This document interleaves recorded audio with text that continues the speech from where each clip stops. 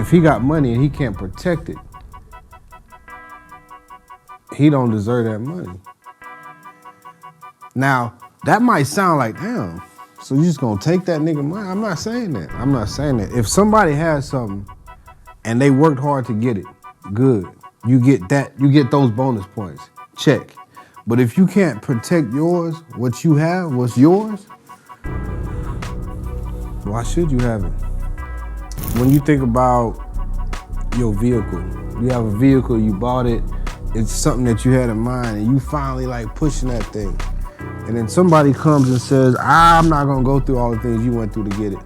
I'm gonna just take it from you. If that person can successfully and comfortably take something from you, you don't really deserve it. You deserved it for the time that you had it.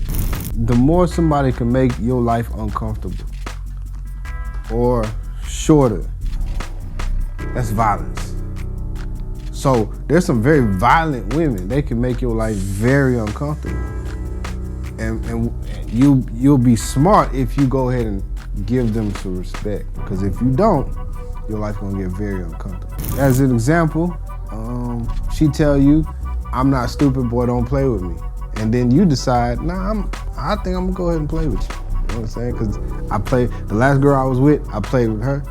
Every girl I'm with, I play with. So I'm gonna play with you. This is something he said in his heart. He ain't gonna say it out loud. He ain't gonna say that shit out loud. He ain't gonna say it out loud. She finds out you've been playing with her. And she told you. I don't know why we don't listen to the women when they say this stuff. But she told you don't play with me.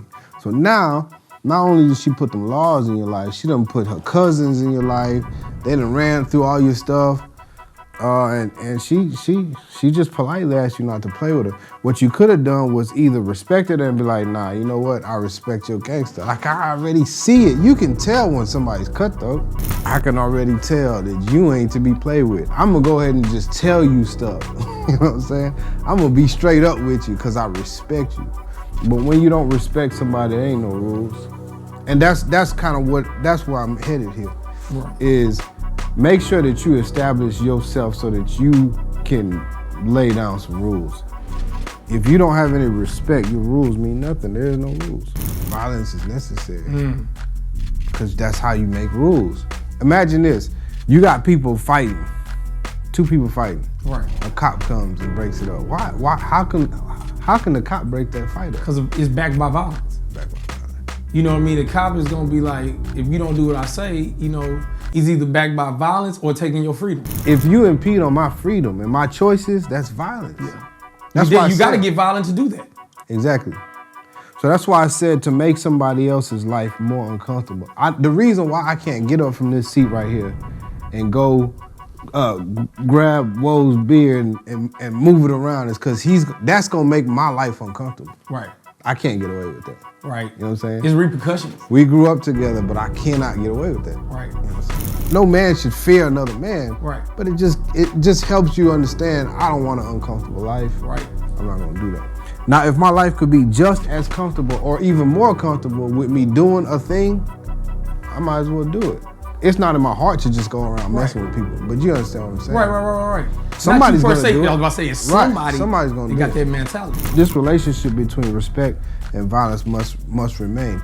Imagine when you were growing up and your mother used to try to tell you what to do.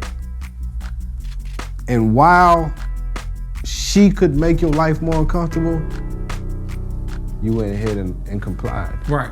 But at some point, your mother, you know what I'm saying, you get taller than her, you know what I'm saying? You're like, Mama, go over there, right? She can't really make your life uncomfortable anymore. She gonna yell at you, she gonna fuss, but she can't. Right. She ran, time's over. Hopefully there's a man around, whether it's a coach or it's a gang leader or it's some dude in the neighborhood or an uncle, that they can still make your life uncomfortable. So they show up. Hey, little nigga, I heard you was. I'm saying, now you realize, there's rules again. All of a sudden, there's rules again. We back to square one. We back to having rules. Let's categorize these people. Let's look at a school teacher, a gym teacher. Right. gym teacher kind of come across as a little kind of sissy a little bit. Kind of a little suspect. That same gym teacher tells you, do this or else. Initially, you're gonna look at him and say, you're taller than me, you got a deeper voice than me, maybe I'll listen. But I see the way you walk. I see the way you handle other guys. I don't really believe the way other men can make my life uncomfortable that you could. So I gotta put you in the category. You, sir, you have not earned my respect. Right, we already create a ranking system. As children, we start seeing it develop. You know, because you naturally go to school with people that's like, okay, that's that dude who he might be, nobody mess with him. That's Big Charles or some shit like that. So what happens if you don't really know? If you don't have enough information, what category does that guy go into? He genuinely don't know or he don't care.